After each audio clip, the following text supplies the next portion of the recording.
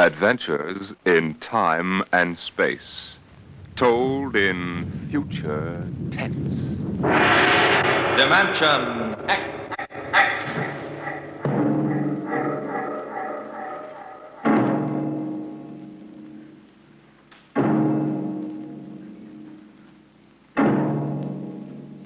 Can you predict what will come in 100 years?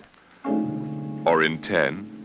Or in the next minute? Can you see beyond the known dimensions of time and space into the unknown, Dimension X? It was in the year of 1982 that spacemen first discovered the Great Galactic Barrier. In the past 10 years, rocket travel to the moon and the nearer planets had become commonplace. And then men fixed their sights on a more distant star, the remote planet known as Volta. 5 exploratory ships went out, and none came back, each in turn disappearing mysteriously at the same vanishing point, an invisible wall somewhere in the vast outer reaches that became known as the wrecker of spaceships, the Galactic Reef. And yet, the explorers refused to admit defeat. It was on June the 2nd, 1987, that the rocket Star Cloud made ready for takeoff, the 6th to attempt to crack the barrier and win through to Volta. Now hear this. Condition blue. 1 minute till blast off. Now hear this. Condition blue.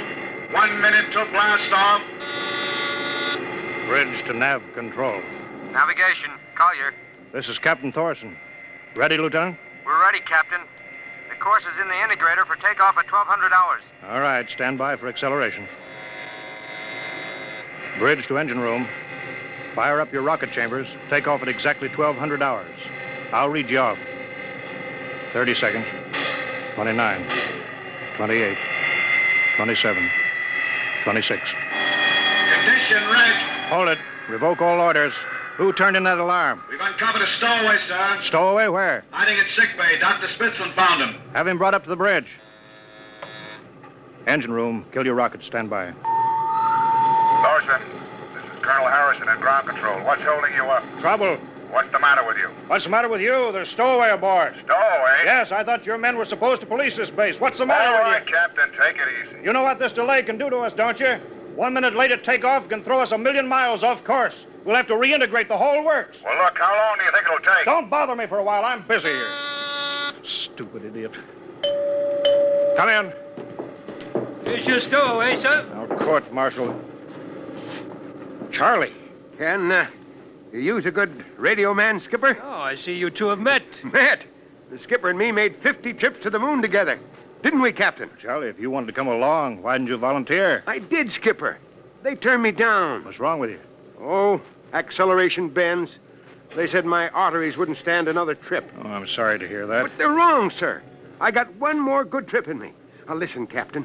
You know these green kids don't know the first thing about space radio operation. You put a man like me on, and I'll be getting you bedtime stories from Mars. Well, you know the regulations as well as I do, Charlie.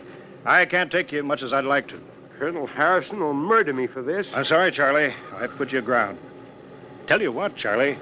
I'll ask Harrison to put you on as ground radio contact. It'll seem as if you're right here with us. He won't do it, sir. He better. I'll have him busted to corporal for letting you sneak aboard. You'll be better off, Charlie. Paulison. Yes, sir. I'm sending a man down from the bridge. Put him aground. Give him time to clear the launching platform. Yes, sir. So long, Charlie. Sorry. Well, good luck, Skipper. I thought you were going to have him drawn and quartered. Been anybody else, I would have, Smitty. But Charlie, well, Charlie's kind of special. He's been with me since my first command, when we began the regular run to the moon. If he wanted to come along this time, well, it's only through loyalty to me. You know, Lewis, I didn't realize it before, but you're almost human. Navigation. Lieutenant Collier. Nav control, Collier. Lieutenant, how badly we fouled up. Can you recalculate the course, or shall I cancel the takeoff? I've already plotted a new course on the integrator, sir. Well, that's quick work. Are you sure? Positive, sir. All right, Collier. Putting it in your hands.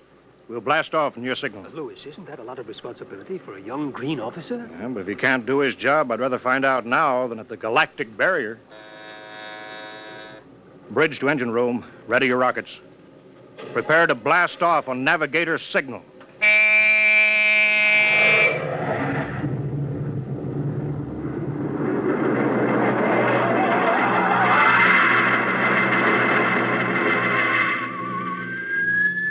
How are we doing, Collier? Coming on the bearing, sir. 4, 3, 2, 0. We've intersected the course vector. That's good work, Collier. Course corrected, sir. Ready to go into atomic overdrive anytime you say. All right, stand by. Now hear this. Prepare for maximum acceleration. Bridge to engine room. Kill your rockets. Rockets out. Fire up number 1 cyclotron. Number 1 ready. Fire up number 2. Number 2 ready. Engineering, withdraw your dampening rods. Fission chamber ready. Blast tubes are clear. Ready. Take it on overdrive. How are we doing, Collier? On course, sir. She's running hot and true. Well, my compliments, Lieutenant. This job would have done your father credit. He was the best navigation officer I ever saw. Thank you, sir. Start your gyros, put her on robot control. All right, ship is yours, Mr. Collier. If you need me, I'll be in Dr. Smithson's office. Yes, sir.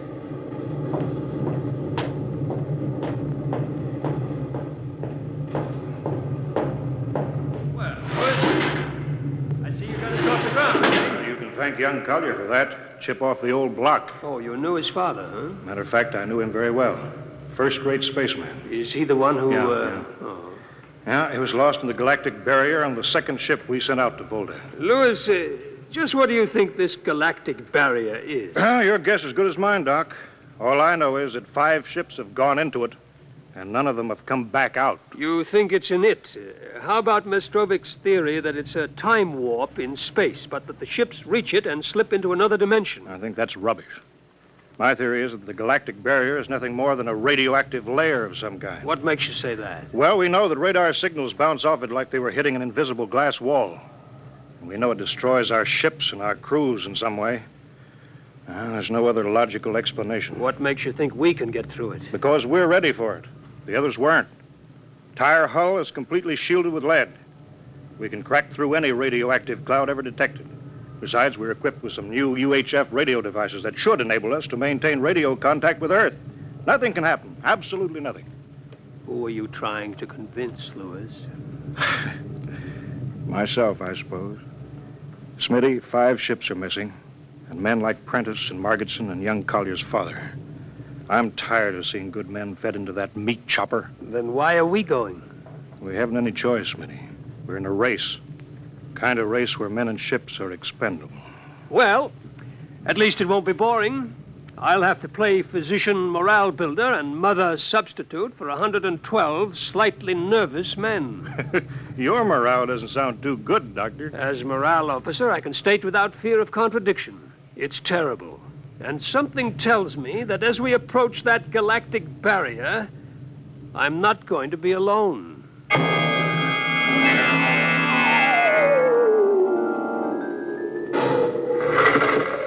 Hello, Earth. Hello, Earth. Captain Thorson of the Star Cloud calling Earth. Star Cloud to Earthbound. Can you read me? Hello, Star Cloud. Hi, Captain. Charlie. Well, I see they haven't court-martialed you yet. No, sir. Thanks to you. Well, Charlie, it's good to hear you. You can read us the funny papers on Sunday morning. Right. How's the signal? Strong. Clear as a bell. All right, here's our log report for Colonel Harrison. Ready? Shoot. June 2nd, 1987. 4 weeks out from Earth, running true, no radiation, operation normal, still making our approach to the Galactic Barrier. That's all, Charlie. See you later. Good luck, Captain. I sure wish I was with you.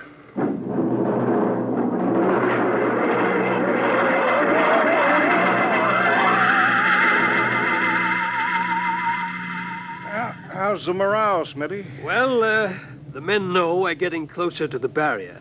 They're beginning to show a little tension, Lewis. How's their physical condition? Any sickness? About half the crew has come down with space blues. Badly? Oh, same as usual. Lips and hands with a bluish cast. Eyes sensitive to infrared. I don't know. When I first started flying these tin cans, nobody ever heard of space blue. Well, there's a new theory that is caused by the terrific acceleration of these atomic overdrive ships. The change in gravity affects the circulation. What do you think? Oh, I think it's psychosomatic. I've noticed that the same men who get space blues under tension on a ship tend to get blue coloration back on Earth when they're upset. I guess it's an occupational disease of space navigators. You think it's just nerves, then? I don't know.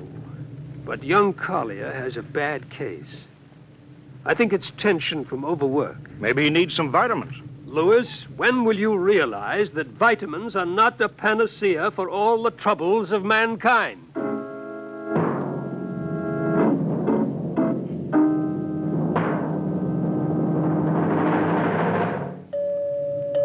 in. Oh, Lieutenant Carter. Sir, I understand you've relieved me from duty. Dr. Smithson says that you aren't looking very well. I'm giving you a rest. I feel perfectly able to continue, sir. Your lips are as blue as Minnetonka. I'd like to remain at my post, Captain. Don't be foolhardy, Lieutenant. I'm not being foolhardy, sir. I have a special personal reason for wanting this expedition to reach Volta. Your father? Yes, sir. You think he might still be alive? I have to find out what happened, sir. I think I understand. Very well, Collier. Report back to duty.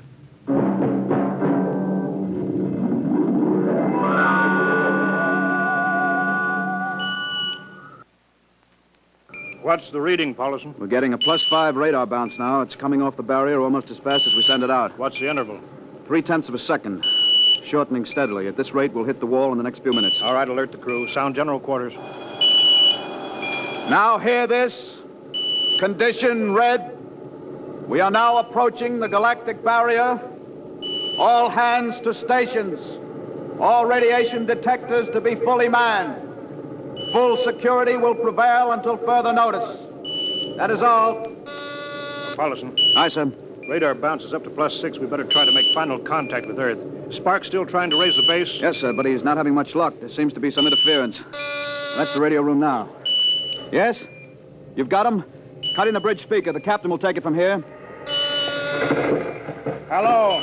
Star Cloud to Earthbound. Can you hear me, Earth? Hello, Skipper.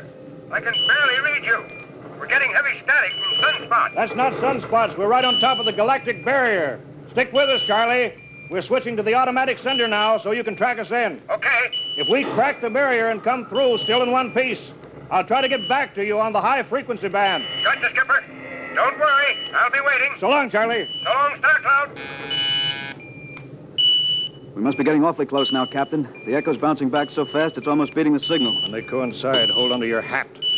That's when we run into the wall. Any second. Hold on. Well, here goes nothing. Here it comes.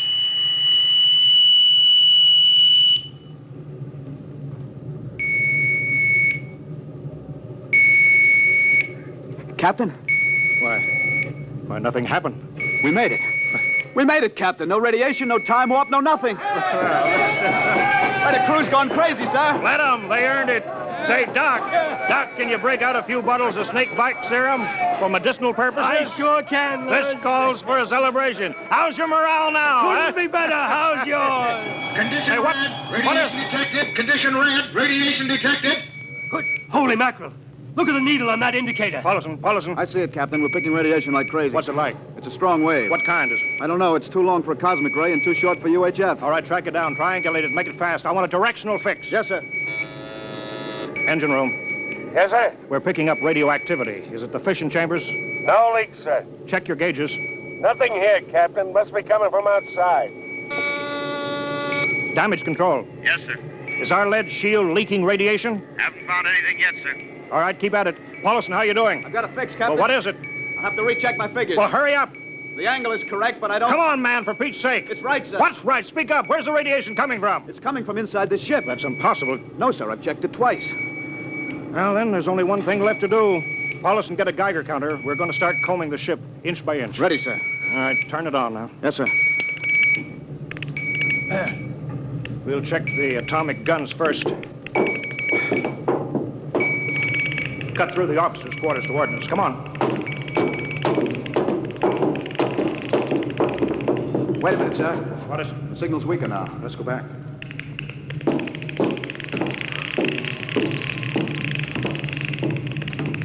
Hold it. Seems strongest right about here. It doesn't make sense. Whose cabin is it? Lieutenant Collier's. Collier? It's probably down in nav control, sir. Try the door. It's not locked, sir. It's in here, all right. Listen to that counter. Strongest over here. Open that wall cabinet. It's locked. Smash it. All right, shut off the Geiger counter. What do you make of this, Pollinson? It looks like some sort of portable transmitter, sir. Must be foreign manufacture. I don't recognize the calibration symbols at all. Never seen anything like it. Which raises a small question. What is Lieutenant Collier doing with a transmitter in his cabin?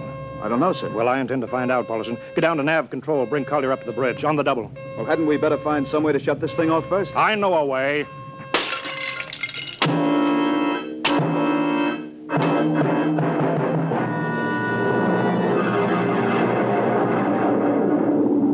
Lieutenant Collier, I'm going to ask a few simple questions, and I want a few simple answers.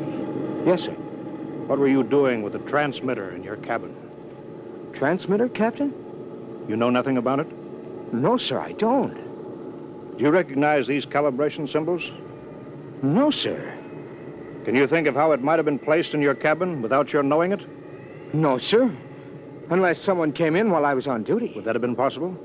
Why, I suppose if someone had a key... I found your cabin door unlocked. I meant a key to the wall cabinet. I didn't say the wall cabinet. Well, sir, I... You what, Lieutenant?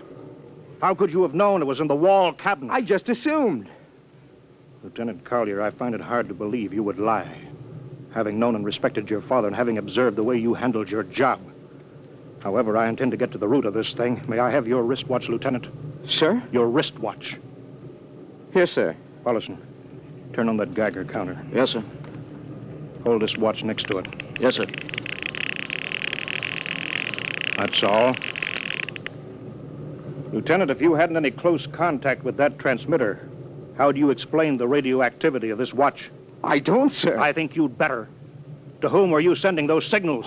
Condition red. Condition red. There's your answer, Captain. What is it, Collier? Alien spaceship approaching. Alien spaceship approaching. Sound battle stations. Collier, who's aboard that ship? All right, now talk, man. Very well, Captain. My mission seems complete. Your mission? Are you admitting that you're an agent of a foreign power? I am stating it. What nation? No nation, Captain. What? I am an agent of the Voltan government. The what? The government of the planet of Volta. You're crazy. Are you so stupid that you think your people are the only ones who can invade another planet? What do you mean? We've had agents operating on Earth since 1945. I don't believe you. What do you think happened to those 5 ships, Captain? Where do you suppose we got our information, your language, your culture, family background? But your appearance, you look... Like Commander Collier? Is that so surprising, Captain?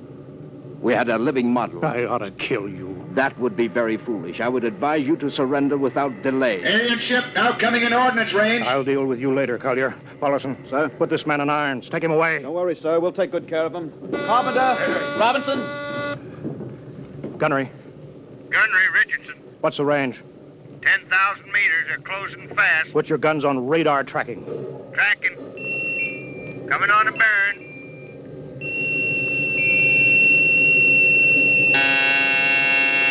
Fire. Fire. Richardson, you hear me? Fire. What's the matter down there? Did you hear me?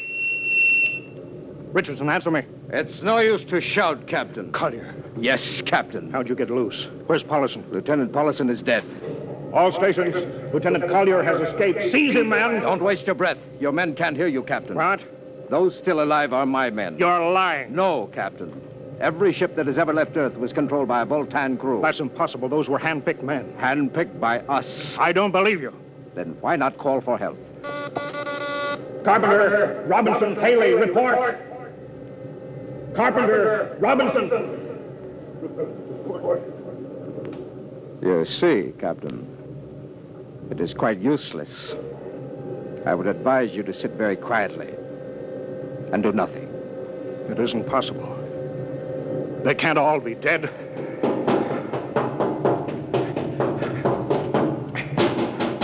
Smitty! Dr. Smithson!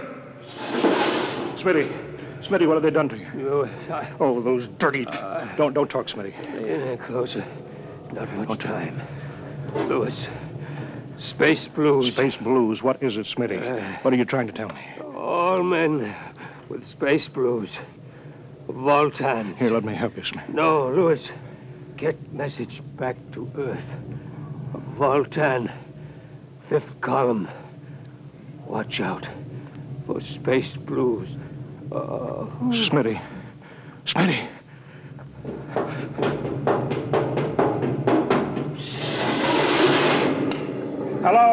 Hello. Star Cloud calling Earthbound. Please, God, let me get through before it's too late. Hello, Star Cloud to Earthbound. Come in, please.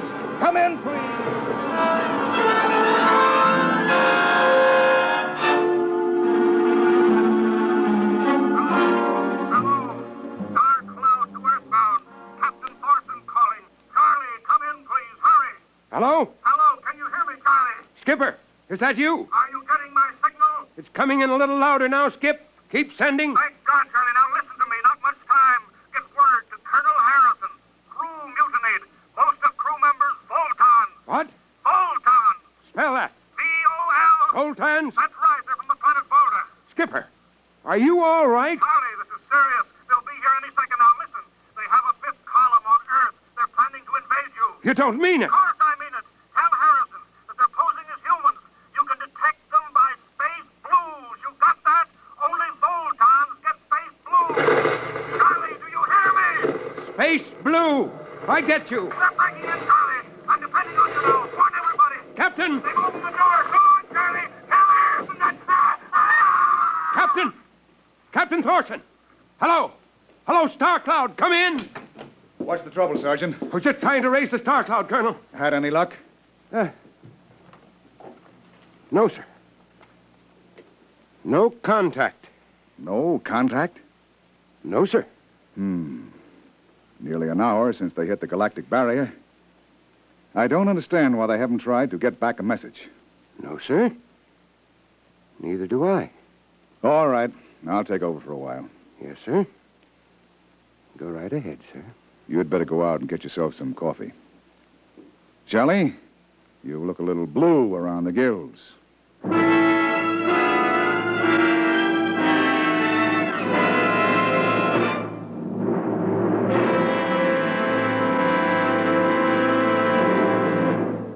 You have just heard No Contact, an adventure in time, space, and the unknown. Dimension X.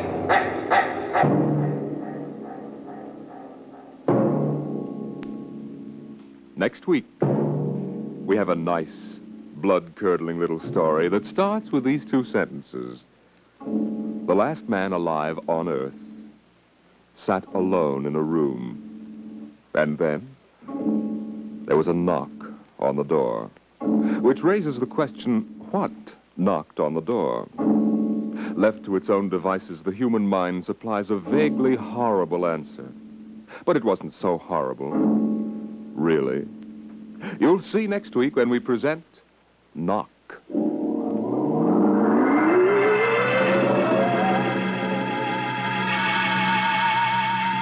Tonight, Dimension X has presented No Contact, an original story written by George Lefferts from a storyline by Lefferts and Ernest Kenoy. Featured in the cast were Wendell Holmes as Captain Thorson, Lawson Zerby as Lieutenant Collier, and John McGovern as Dr. Smithson. Your host was Norman Rose. Music by Albert Berman. Engineer Bill Chambers. Dimension X is produced by Van Woodward and directed by Edward King.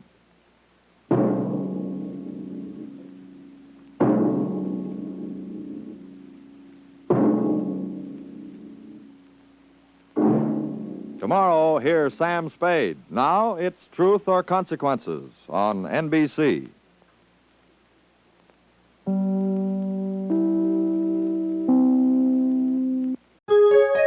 VintageRadioshows.com